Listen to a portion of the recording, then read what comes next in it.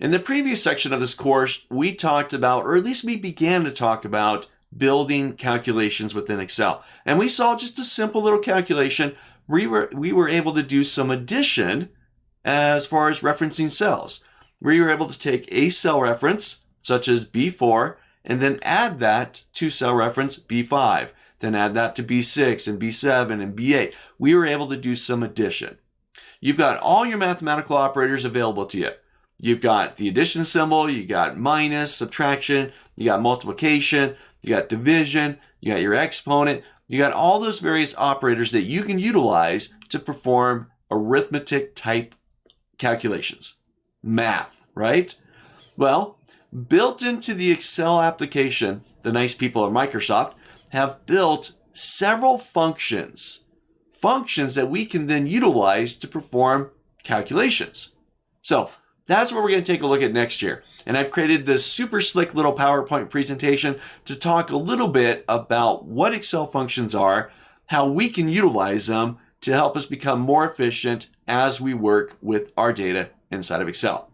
So let's jump into the PowerPoint here. And I'm going to provide this as a download resource so you can take this PowerPoint and do whatever you like with it. So first off, an Excel function.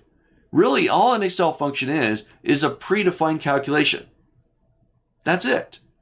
Now, the nice people at Microsoft have built a few hundred different functions for us to use. These predefined little packages that'll do some type of calculation. Whether it's summing up a range of cells, it's finding an average within a range of cells, it's looking up information based on criteria that we give the application. It could be a whole slew of things. I want to be able to find my house payment or the next car that I buy. How much am I going to pay for that monthly? Well, built into Excel, they have a function called PMT, or the payment function, that will do that for you. Now, in order for us to utilize a function, we need to really understand what the function is and what are the different pieces of a function. So let me give you an example here. So this is going to be one of the first functions that we see inside of this course. This is the most common function that is used worldwide within Excel. This is the sum function.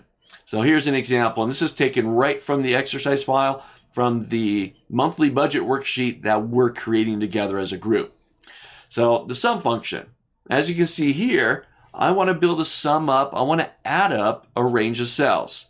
Well, in order for me to do that, we can do it like we did earlier, where I say equals this cell plus this cell plus this cell plus this cell plus this cell plus this, right? I can do that and do that and do that. What if you have thousands of records and you want to add up, you want to sum up all of that data?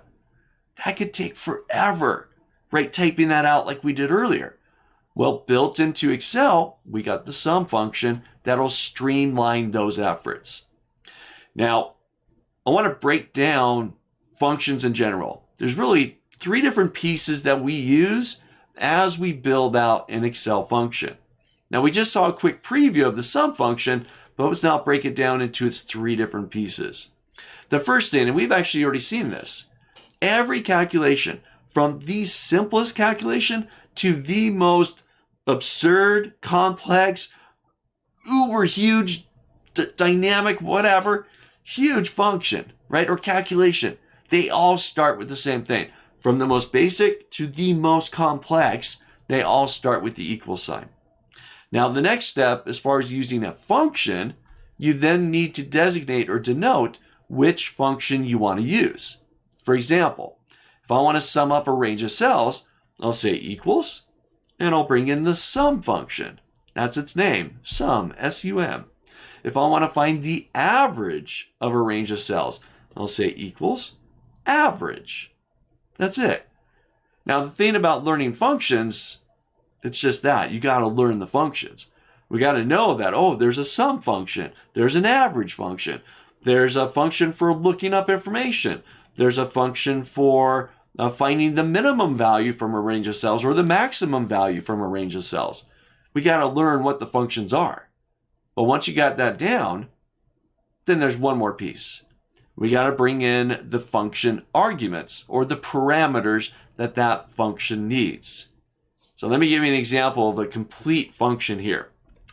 So this is what we were looking at earlier. It's got all three pieces. It's got the equal sign. Remember, that's a given. You always do that with any type of calculation. Then you got the function name. In this case, you got sum. And then the sum function specifically, within the parentheses, needs to know the range of cells that you want to sum up. In this case, equal sum. Let's sum up cells B4 through B8. And as far as functions are concerned, when you deal with a range of cells, to say through, like B4 through B8, we use the colon character. B4 colon B8. That's your through. That's your range of cells. So that's really the three pieces. Equals, the function name, and any arguments or parameters that that function needs in order for it to do its job. Remember, these functions, they're predefined. The nice people at Microsoft built them. They determined how we use them and what types of data it needs to do its job. That's where the arguments come into play. Now, the next thing that I want to bring your attention to, and we're going to get very familiar with this window. This is called the function arguments window. This is a little window built into the Excel application that's going to assist us in utilizing these functions, especially when you're just starting out utilizing functions, whether it's the sum function or something more complex like index and match or VLOOKUP or some other more complex function. You're going to want some help. So this function argument window is going to come in very handy because it'll kind of take your hand and walk you through the process and explain each step to you. So you can find this window by going to the little FX button, which is right next door to the formula bar towards the top of your window within Excel. You'll see just a little button up there. It'll say FX on it. You click on it and you can go find your functions, and eventually you'll bring it into the arguments for that specific function. Now here, I'm looking at the arguments for the sum function. You can see number 1 and number 2 there. Well, the number 1 and number 2, they're just expecting a range of cells. Well, you want to sum, what is it that you want to sum? So here I just said I want to sum B4 through, remember colon, through B8. Now the nice thing about this window is, again, it kind of takes your hand, walks you through the process. They give you some great information. Like here, they're going to tell you what the function does. Might be brief. Here it just says, hey, the sum function, it adds up all the numbers in a range of cells. Great. The next thing it tells you is, well, what do those arguments mean? What is number 1? What is number 2? Well, it says number 1, number 2, and so on. You can have between 1 and 255 numbers to sum, or ranges of cells that you can sum up. 255, that's quite a bit. It's also, down in the lower left-hand corner of the window, is a nice little link that'll jump you out to a Microsoft page that'll give you some help about the active function. So in this case, if I click that link, help on this function in the lower left, it'll take me to a Microsoft page that talks all about the sum function. Super slick, very helpful. So this is your arguments window. Again, Excel's got all sorts of functions in there. As you're learning them, I highly suggest not only going through this course and learning the functions, I'm going to walk you through them, but read through the window. Get an idea of what they're all about and potentially what you're going to be using them for and what you could use them for. Now, like I mentioned, there are loads of functions inside of Excel. By the last number that I read, as of the 2013 edition, we've actually a few versions later, there were 461 functions built into the Excel application. That's quite a bit. Then Microsoft adds functions, they remove functions, and typically when they remove a function, they replace it with something else. Something that's more streamlined, more efficient, does more for you, is more accessible, those types of things. But there are loads of functions inside of Excel. Now here, this is a part of the ribbon inside the Excel interface. This is the Formulas tab. You'll find the Formulas tab there at the top of your screen. Now here, they give you what's called the function library, essentially a bunch of little books where you can go find all these various functions.